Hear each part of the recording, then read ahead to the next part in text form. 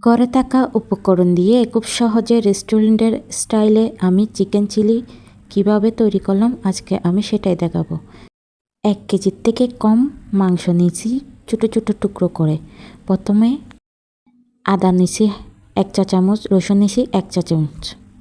এখন একটা লেবুর টুকরা চিবে আমি মাংসের মধ্যে দিয়ে দিলাম। 2 চামচ মরিচ গুঁড়া দিয়েছি, আর দিয়েছি 1 চা চামচ ধনিয়া গুঁড়া, 1 চা চামচ জিরা গুঁড়া, আর মিক্স মশলার গুঁড়া দিয়েছি 1 চা চামচ। এখন দিলাম পরিমাণ মতো লবণ। সয়া সস দিলাম 1 চা চামচ। এখন সব একসাথে মিক্স করতে হবে। মিক্স করার পর এখন আমি দিব কর্নফ্লাওয়ার 1 চা চামচ। এখন একটা বড় সাইজের ডিম দিয়ে দিব। ডিমের সাথে আমি কর্নফ্লাওয়ার সব একসাথে আমি আবার মিক্স করব। আমি এটা জাস্ট 10 মিনিটের জন্য রাখবো, আপনারা পারলে আরও অনেকক্ষণ রাখতে পারেন।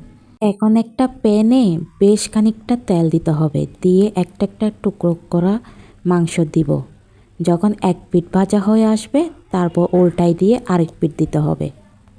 একটা কথা ছিল, এগুলো দেওয়ার পরে 1 পিঠ লাল হয়ে আসলে এটা উল্টাই দিয়ে আরেক পিঠ দিতে হবে, না হলে গায়ের থেকে মশলাগুলো ছুটে যাবে। এখন এগুলা চিকেন ফ্রাইয়ের মতন ভাজা ভাজা হয়ে আসলে এখন চুলার থেকে আমি নিয়ে ফেলবো এগুলা, যাতে পুড়ে না যায়। এখন আমি একটা বাটি নিব, তারপর এখানে টমেটো সস দিব 2 টেবিল চামচ, সয়া সস দিব 1 টেবিল চামচ, আর গোলমরিচ দিব 2 চা চামচ।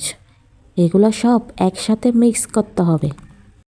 যারা একটু ঝাল খেতে পছন্দ করেন তারা আর একটু বাড়িয়ে দিতে পারেন। এখন একটা লেবুর ফালি আমি চিবে রসটা বের করে দিয়ে দিব। এখন এগুলা মিক্স করে এক সাইডে আমি রেখে দিব।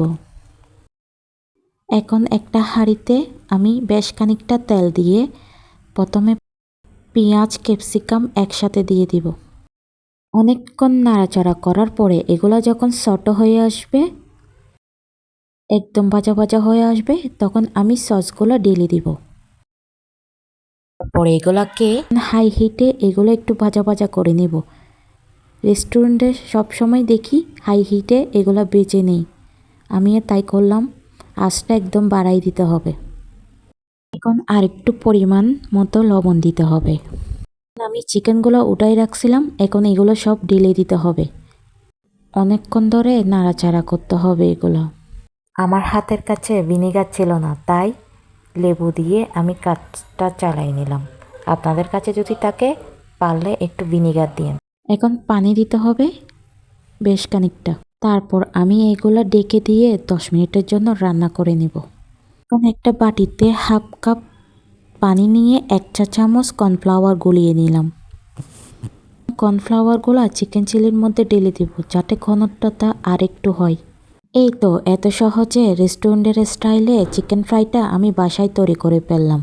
আপনারা ট্রাই করতে পারেন। ট্রাই করে আমাকে প্লিজ কমেন্টে বলবেন আপনাদেরটা কেমন হয়েছে।